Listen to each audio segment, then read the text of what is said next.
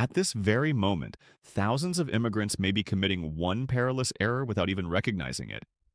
They are waiting for a court notification, waiting for a letter through the mail, waiting for USCIS to provide them an update, waiting for the embassy to contact them, waiting for their attorney to inform them something has shifted.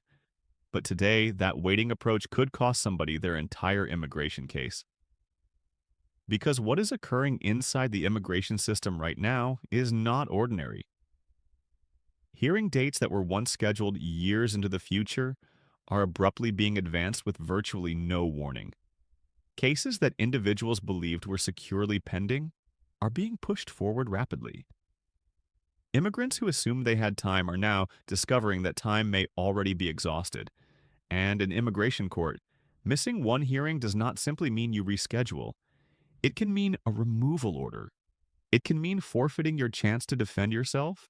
It can mean waking up one day and discovering that the government has already ordered you deported. And that is only one portion of the story. At the same time, there are major developments involving delayed immigration applications, federal lawsuits, the Dorcas case, the government's attempt to halt certain rulings, and immigrants from dozens of countries still trapped in uncertainty.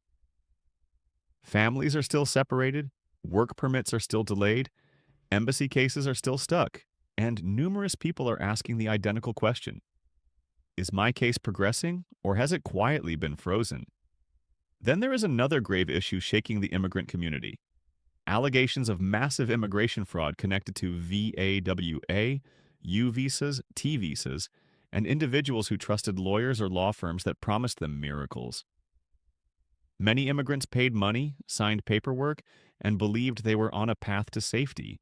Now, some are discovering that their cases may have been exaggerated, mishandled, or even filed in ways that could place them in serious jeopardy. So today, this is not merely another immigration update from US Updates Hub. This is a warning, a breakdown, and a survival guide.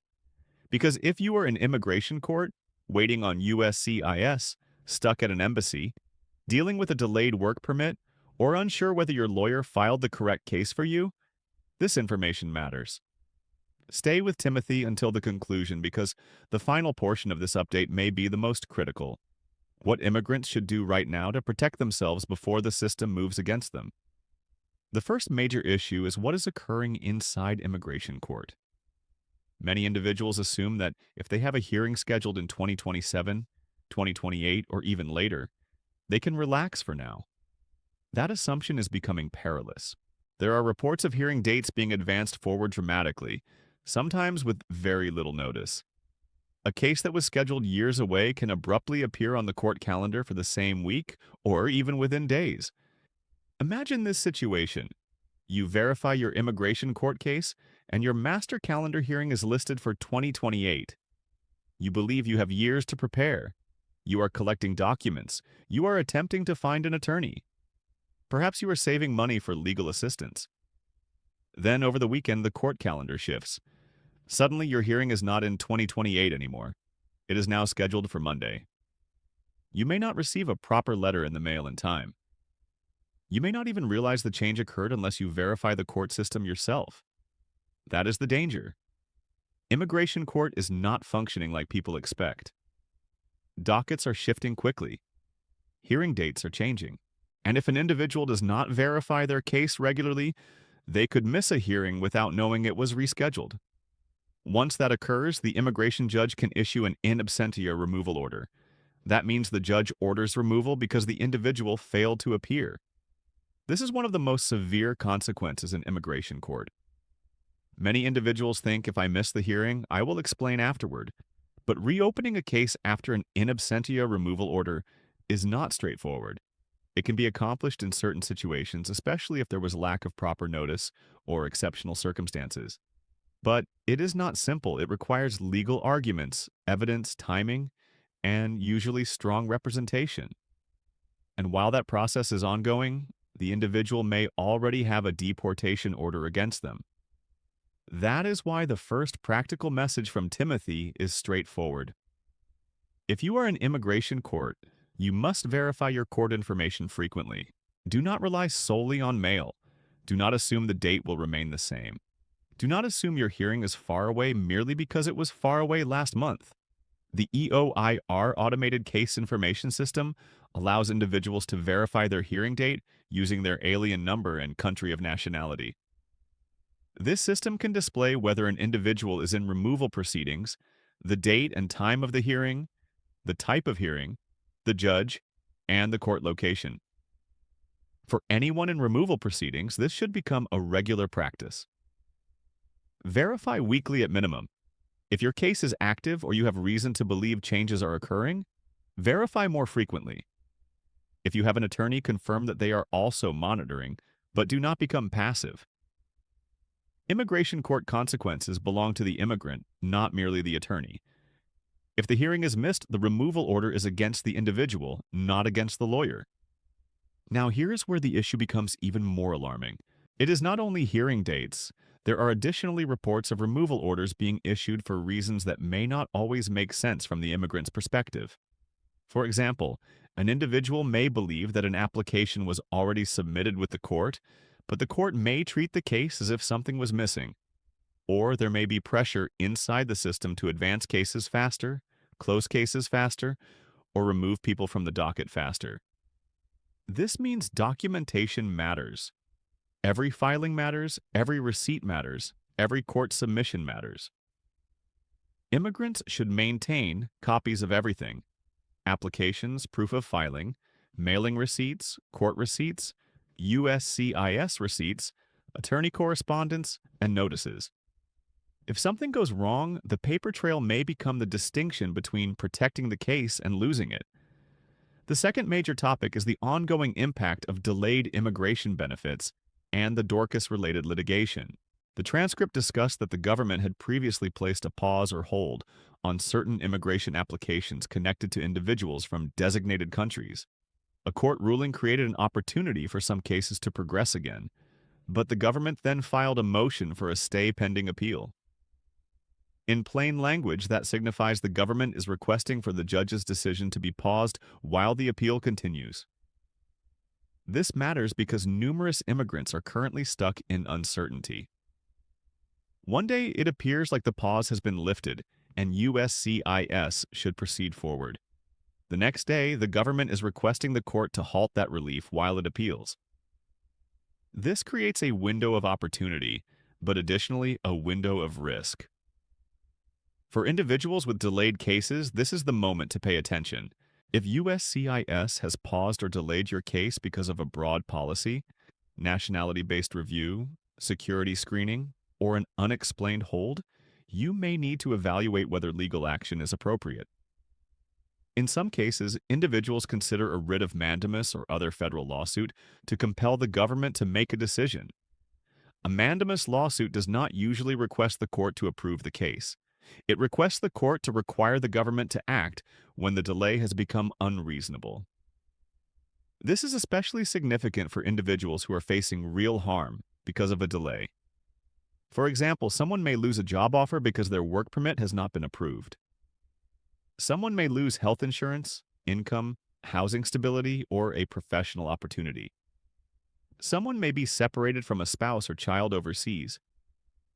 In these cases, delay is not merely an inconvenience. It can become irreparable harm. The transcript discussed an example of a work permit case where a federal judge issued a preliminary injunction because the applicant was about to lose a major job opportunity. After the court acted, USCIS approved the work permit. That type of result does not occur in every case, and it does not signify every delayed case should become a lawsuit. But it demonstrates an important point. When the government delays action and the delay causes serious harm, federal court may become part of the strategy. This brings us to a key retention point for viewers of US Updates Hub. Do not only ask, how long is USCIS taking? Ask a better question. Is my delay normal, or is my case stuck because of a policy error or unreasonable hold? Those are very different situations. A normal delay may require patience. An unreasonable delay may require action. The third issue is the 75-country immigrant visa pause. This is one of the most painful topics for families because it affects individuals outside the United States who are waiting at the embassy stage. For many families, the I-130 petition may already be approved. The National Visa Center stage may already be complete. The applicant may even be documentarily qualified, but when the case reaches the embassy, it may still be placed in administrative processing or held under a broad policy. This is where many families become confused. They ask, if my petition is approved, why is my visa not being issued? The answer is that USCIS approval is only one portion of the process. For individuals applying through consular processing, the embassy still controls the visa decision. And if there is a country-based pause, public charge review, travel restriction, security concern, or administrative processing issue, the case can sit even after the family has completed almost everything. That is what makes this so frustrating. So, families feel they did everything correctly. They paid the fees, they submitted the documents, they attended the interview, they waited for years, then instead of a visa, they receive a 221G notice or another form of delay. Sometimes the embassy requests additional documents. Sometimes the case is simply held. Sometimes no clear timeline is provided. For families caught in this situation, Timothy wants to share a few important points. First, attend the interview if it is scheduled, unless a qualified attorney gives a specific reason not to. Second, maintain every document and every embassy communication. Third, identify the exact reason for the delay, if possible. Is it a missing document? Is it administrative processing? Is it connected to a specific country policy? Is it public charge? Is it a travel ban issue? The strategy depends on the reason. The transcript additionally discussed the possibility of individual lawsuits for individuals affected by indefinite pauses. This is significant because when a broad group lawsuit is not available, some families may still consider individual federal litigation. The legal argument may be that the government should provide individualized processing instead of leaving families in an indefinite hold. Whether that is a good strategy depends on the facts of the case, the country, the visa category, the length of delay, and the harm being caused. Now let us shift to another development: Jamaica and third country deportees. The transcript mentioned that the United States has been negotiating with Jamaica about accepting a limited number of deportees who are not Jamaican nationals. This would signify Jamaica could serve as a transit or receiving country for certain non-Jamaican individuals removed from the United States. This is politically sensitive for several reasons. First, it raises questions about transparency. Citizens of any country have a right to know what their government is negotiating, especially when the agreement involves accepting foreign deportees. Second, it raises questions about money because these types of arrangements often involve financial or diplomatic incentives. Third, it raises humanitarian concerns. Where will these individuals go after arrival? Will they be detained? Will they have documents? Will they have protection claims? Will they be sent onward to countries where they may face danger? For immigrants in the United States, this development matters because it reveals a broader enforcement strategy.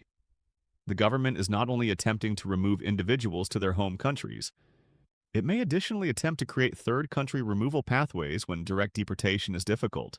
That can affect individuals whose countries do not cooperate with removals, individuals who lack valid passports, or individuals whose cases involve complicated nationality or protection issues. The important takeaway from Timothy is this: immigration enforcement is becoming more aggressive and more creative. Individuals with final removal orders, old deportation orders, denied asylum cases, or supervision orders should not assume that nothing will occur simply because nothing has occurred for years. Policy can shift, agreements can shift, enforcement priorities can shift. An individual who has been living quietly for an extended period may suddenly become vulnerable if the government finds a new removal pathway. That leads directly into the next warning. Individuals with old removal orders must understand their legal position. Some individuals are under orders of supervision. Some report to ICE regularly. Some have old in absentia orders. Some had asylum denied years ago. Some never appealed. Some may not even realize that a removal order exists. If you are unsure, you need to verify. Not knowing does not shield you. In immigration, not knowing can make the situation worse. Now, Timothy needs to discuss one of the most serious portions of the transcript, the VAWA fraud controversy connected to attorney Alexandra Lozano and related allegations. This topic is sensitive, but it matters because many immigrants may be affected. VAWA, the Violence Against Women Act immigration process, can be a legitimate and powerful protection for certain abused spouses, children, and parents of U.S. citizens or lawful permanent residents. Despite the name, VAWA can protect both women and men if they qualify. It allows certain victims of battery or extreme cruelty to self-petition without relying on the abusive relative. This is an important legal pathway, and for real victims, it can be life-changing. But because VAWA can lead to work authorization and eventually a green card in certain cases, it has additionally become an area where fraud can occur. Some bad actors may tell immigrants they qualify when they do not. Some may exaggerate claims. Some may create declarations that do not match the truth. Some may push individuals into applications without properly explaining the risks. And when a false or weak claim is filed, the immigrant may be the one left facing the consequences. According to the transcript, the controversy involving Lozano includes allegations from former clients, malpractice claims, a federal class action, and scrutiny over a large number of VAWA-related filings. The transcript additionally stated that no criminal charges had been filed at that time. So it is important to describe the matter carefully as allegations unless and until a court or criminal process proves otherwise. But for affected immigrants, the practical issue is urgent. If someone filed a VAWA case through a law firm now under scrutiny, they should not disregard it. They should obtain a complete copy of their file. They should review what was submitted under their name. They should verify whether signatures, declarations, facts, and claims are accurate. They should consult a qualified immigration attorney who is independent from the original filer. And they should not blindly continue a case if they do not know what was filed. This is not only about approval or denial, it is about credibility. Immigration applications become part of an individual's record. If false information was submitted, it can affect future applications, waivers, adjustment of status, naturalization, and removal proceedings. An individual may later apply for another benefit and suddenly be questioned about a prior VAWA filing they barely understood. That is why reviewing the file is critical. Here is the painful truth that Timothy wants every viewer of US Updates Hub to understand. There are no immigration miracles. Any individual or firm that markets a path as easy, guaranteed, or magical should raise concern. Immigration is evidence-based. It depends on eligibility, admissibility, credibility, documentation, and timing. A real attorney may sometimes say, "You do not qualify." That is not cruelty, that is honesty. A dangerous representative says, "Everyone qualifies," because that individual may be selling hope rather than legal analysis. This is especially important for humanitarian cases. VAWA, U visas, T visas, asylum, cancellation of removal, and other humanitarian options are real, but they are not shortcuts for everyone. They require facts that match the law. A U visa generally requires being a victim of a qualifying crime, helpfulness to law enforcement, and certification from a proper agency. A T visa generally involves trafficking-related facts. VAWA requires abuse by a qualifying family member and a legally valid relationship category.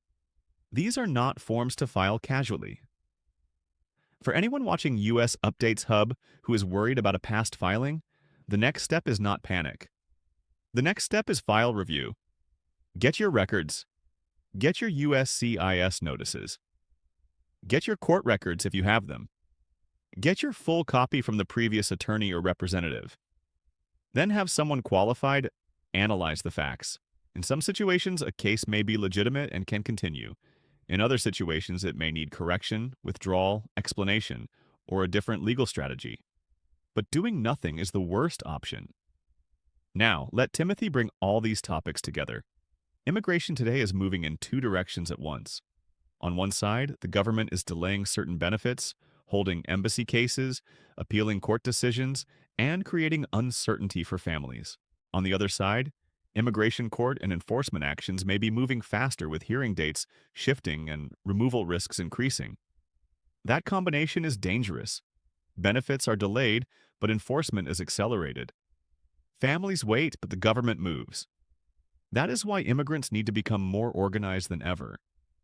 Every individual should know their current status. Every individual should know whether they are in immigration court. Every individual should know whether they have a final order of removal. Every individual should know what applications have been filed under their name. Every individual should know the expiration date of their work permit, TPS, DACA, parole, or other document. Every individual should maintain copies of all immigration records. For individuals in immigration court, verify the EOIR system regularly. Confirm the next hearing date. Confirm the court location. Confirm whether it is a master calendar hearing or an individual hearing. If you relocate, update your address properly with the court and with DHS.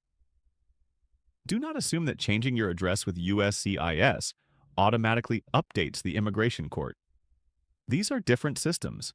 A missed notice can become a missed hearing, and a missed hearing can become a removal order. For individuals waiting on USCIS, track your receipts. Verify your case status. Save screenshots of important updates. Respond to RFEs or notices of intent to deny on time. If you receive a NOID, do not treat it casually. A notice of intent to deny signifies USCIS is giving you a final opportunity to address a serious concern. Missing that deadline can destroy the case. If the issue is complex, get legal assistance quickly. For individuals stuck at embassies, identify whether the case is in administrative processing, document review, public charge review, or a broader country-related pause. Maintain communication professional and documented. If the delay becomes extended and harmful, discuss whether litigation is realistic.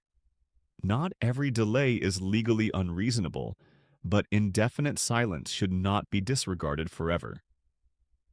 For individuals with work permits, renew early when possible.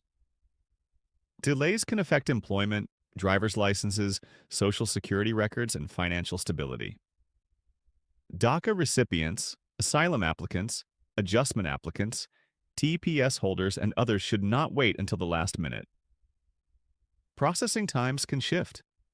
Policies can change. A renewal that used to take a few months may take longer under heavier screening.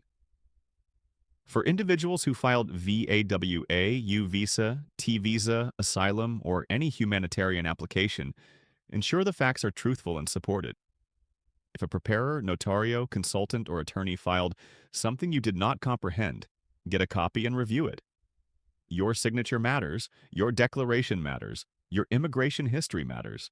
Never let someone file a narrative under your name that you cannot defend. And now, here is the final point from Timothy. Fear is not a strategy. Waiting is not a strategy. Hoping that the system forgets about you is not a strategy. The individuals who protect themselves best are the individuals who know what is occurring in their case. Maintain their documents organized, act before deadlines, and get qualified assistance when the risk is serious. If you are watching US Updates Hub and you have an immigration court case, verify your hearing date today, not next month. Today. If you're waiting for USCIS and your case has been delayed for an extended period, review whether the delay is normal or whether something else may be occurring. If your family member is stuck overseas under a visa pause, do not assume the embassy will automatically resolve it soon. If you filed a VAWA or humanitarian case through a questionable source, get your file and review it before the government does. Immigration is difficult, but being unprepared makes it more difficult. The system is shifting quickly, and the individuals most at risk are often the individuals who do not know their own case details. So do not wait for a crisis before you examine. Do not wait for ICE before you verify your court record. Do not wait for a denial before you read what was filed. Do not wait for a missed hearing before you open the EOIR system. If this update helped you, subscribe to US Updates Hub And activate notifications because immigration news is moving rapidly, and missing one update can mean missing something that affects your case. Comment below with your country and the type of case you are waiting on, because your situation may assist others in understanding what is occurring across the CSE. And share this video with someone who has an immigration court date, a delayed work permit, a family member stuck at the embassy, or a VAWA case they are unsure about. Most importantly, remember this message from Timothy at US Updates Hub. Immigration is not only about forms, it is about timing, evidence, credibility, and survival. Stay informed, stay organized. Verify your case. Protect your record and never disregard a notice, a delay, or a court date that could change your future. Timothy will see you in the next immigration update right here on US Updates Hub.